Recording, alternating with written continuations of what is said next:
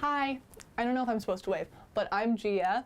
I'm a freshman at Haverford and I'm from Los Angeles, California, so I'm kind of far away from home, but I love to write, I play volleyball. I don't know, that's kind of like the major things about me. I mean, I guess I do other things, but I don't really, they're not important. My thing is that I really enjoy writing letters. I've been doing it on and off since I was a kid. I think it kind of started because I loved it when I could write letters to my family members on their birthday or for Christmas or any major holiday. And I just remember feeling like it was a really special thing to do. I think when I was in high school, I didn't write that many letters, but everyone kind of lived by me.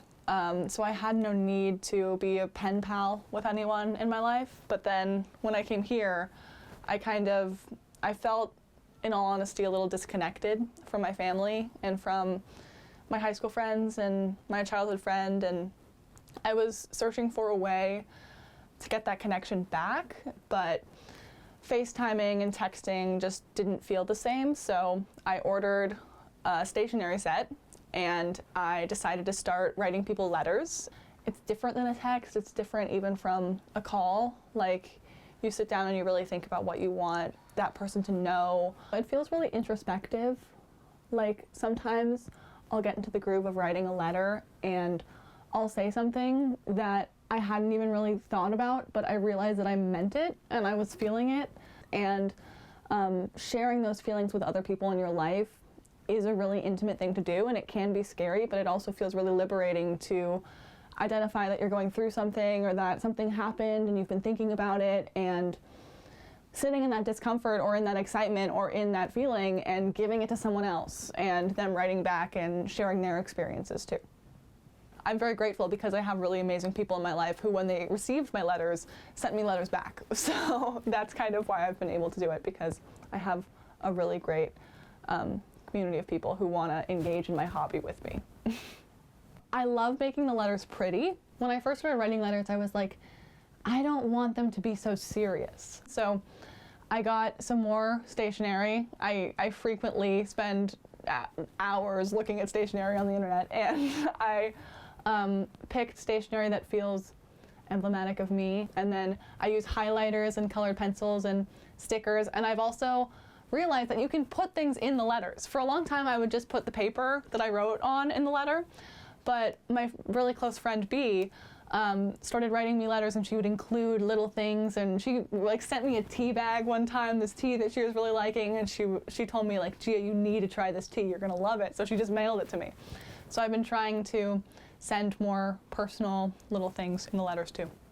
I've always had the problem of pressing too hard with a pen into a piece of paper. So in a lot of my letters, you can see like the outline of my previous page's writing on the next page because I'm pressing so hard. And I love pens. I don't really do pencils or anything like that when I write. My favorite pen is this one. It came in my letter writing set that my Nana got me. I love this pen for sentimental reasons, and also just because I feel like it writes beautifully. I don't usually write my letters in cursive because I'm not gonna say I have trauma from elementary school cursive writing, but it's not my favorite, and I also just feel like my cursive looks a little bit too much like chicken scratch. So I go with regular print, and the letter writing, I think, looks better with it anyway. So I also have my stamps. I've gotten kind of into, I wouldn't say I'm a collector because I only have 3 stamps so far, so that's not much of a collection, but the first ones I got upon coming here for college are these piñata stamps for Cinco de Mayo, and I kind of put no thought into it. I literally told the woman, surprise me, and she surprised me with these, and they've done me well. I only have 4 left.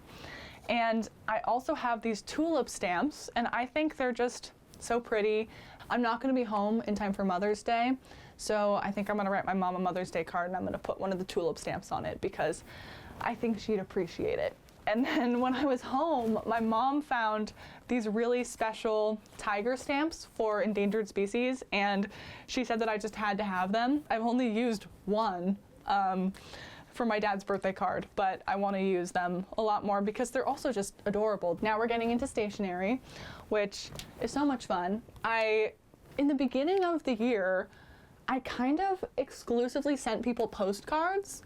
And the reason why I transitioned away from only writing postcards is because I realized I had a lot more to say than the little like half box that a postcard allows you. So the next thing I have is this more professional looking papyrus stationery set. This is the set that my pen came in. I really love this stationery. I think it has like a really nice thickness to it, and it has a beautiful butterfly and a marbling pattern on it. The envelopes are just plain white, which is kind of a classic feel. It almost feels a little vintage, and I think that that's why my grandmother bought it for me, because I don't know, she's always been a big advocate for enjoying the simple things in life, and there's something very simple but enjoyable about writing a letter on a piece of butterfly stationery and putting it in your little white envelope with a tulip stamp on it. So I think she enjoys my letters as well. And then this is a more recent letter writing set that I got. I love the paper too, because the paper has all of the pictures on it. It's just so, I don't want to reduce it to just saying it's so pretty, but it's really pretty, and it makes writing a little bit more fun. It's like when you're a kid and your mom is taking you back to school shopping and you're like, I could get the plain backpack or I could get this one with cheetah stripes on it. And it becomes more fun with the cheetah stripes. Well, this is actually a letter that was returned to sender. It's my first ever return to sender letter. I was very distraught. At first I was more distraught because I wasn't being written back. And I thought about sending a really awkward text that was just, "Did you get my letter?" ? But it sounded a little desperate, so I held off. And then I got my own letter. And I was like, this is an interesting thing to have happen. But this is kind of proof of what the aesthetic of the letter looks like when I finished writing it. And then with my friend B specifically, on the back, we put our favorite things of the week. So for example, the week that I wrote this, which was the 9th of March, my favorite album of the week was Grace by Jeff Buckley. And I just started watching My So-Called Life with Claire Danes, and I was really enjoying myself, and I loved iced lavender lattes.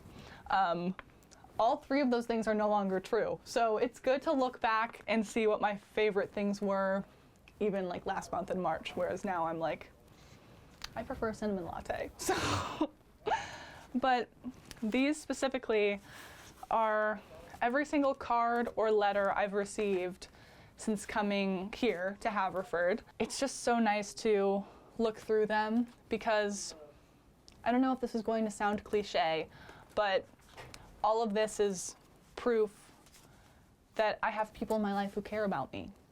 And I think sometimes when we're in a rut or we're going through a hard time, we can become really self-deprecating and we can feel like nobody sees us or nobody cares about us. And I have all this proof that people do.